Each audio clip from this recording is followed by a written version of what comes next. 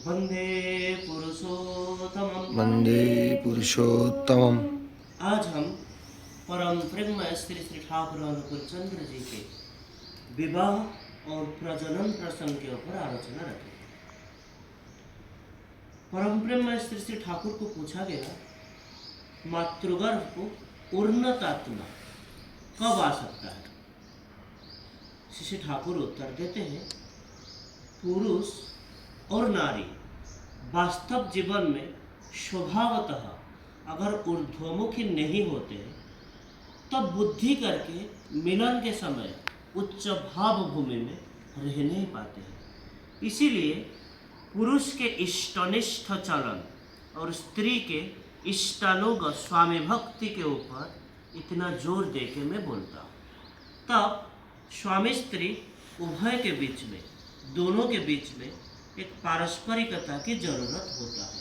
संगति चाहिए, गंभीर प्रीति की आवश्यक है। शरीर, मन, चरित्र और प्रकृति के सामंजस्य की जरूरत है और ये पाने के लिए विवाह विधिमाफिक होना जरूरी है। इतना होने से प्रकृत उन्नत आत्मा की आविर्भाव संभव है। यह घटना आलोचना प्रसंग प्रथम खंड 1 दिसंबर 41 की बात है। श्री ठाकुर को पूछा गया है, वंशगति और पारिपार्श्विक ये दोनों ही मनुष्य के जीवन में क्यों चाहिए? श्री ठाकुर बोलते हैं, मनुष्य हेरिडिटी या वंशगति से इंस्टिंक्ट या सहजात संस्कार पाता है। एनवायरनमेंट या पारिपार्श्विक उसको पोषण देता है। संतान पैदा करने के लिए जैसे माँ बाप दोनों की जरूरत होता है, मनुष्य जीवन में वैसे हेरिडिटी या वंशगति, एनवायरनमेंट और पारिपार्श्विक ये 2 फैक्टर की जरूरत होता है। परिवेश के अंदर बहुत कुछ रहता है, लेकिन मनुष्य साधारणतः उसके इंस्टिंक्ट या सहजात संस्कार अनुଯାयी पिकअप करता है। हर किसी के स्पेसिफिक इंस्टिंक्ट या विशिष्ट संस्कार जिससे पोषण पाता है, वैसे पारिवेशिक या वैसे परिवेश के विन्यास जितना होता है उतना अच्छा है। ये घटना आलोचना प्रसंग प्रथम खंड की है। श्री ठाकुर को पूछा गया, उद्वर्धन और सुप्रजनन जो विवाह की 2 मुख्य कामनाओं को पूर्ण करता है, उद्वर्धन और सुप्रजनन कहाँ सार्थक हो उठता है? श्री ठाकुर बोलते हैं, हम लोगों के शास्त्र में है, मनोवृत्त्यानुसारिणी स्त्री की बातों बोला गया है। स्त्री मनोवृत्त्यानुसारिणी होनी चाहिए। स्त्री जैसे स्वामी के वृत्ति अर्थात पुरुष के प्रकृति अंश और स्वामी जैसे स्त्री के स्व अर्थात अस्तित्व, ऐसे सात्विक मिलन जहाँ होता है वहाँ उद्वर्धन और सुप्रजनन दोनों ही सार्थक हो उठता है।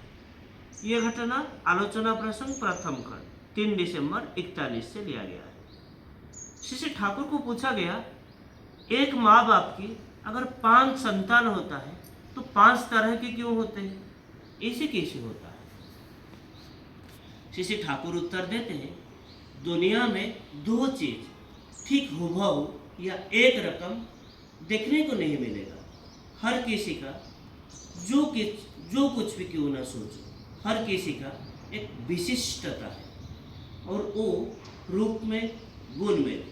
एक माँ बाप के 5 संतान 5 रकम के होते हैं, क्योंकि उपगति के समय नारी पुरुष को जैसे प्रेरणा देता है, पुरुष के अंदर वैसे चीज निकलता है। स्व आयनस्युत वृत्त्य विधान तपस्या के गति और अस्थि अधिजात हुआ। वहाँ स्व होता है जैसे पुरुष, उसके स्पर्श, वृत्ति जैसे अभूम या डिम्बकुश, ये अभिधान होता है कोहेसिव अफिनिटी या जोगाजोग। प्रकृति विभिन्न प्रेरणा से एक ही पुरुष के अंदर विभिन्न गुण की सृष्टि करता है। ये घटना आलोचना प्रसंग प्रथम खंड 3 दिसंबर 41 से लिया गया। आज के लिए इतना ही। वंदे पुरुषोत्तम वन्दे पुरुषोत्तमम्। जय हिंद।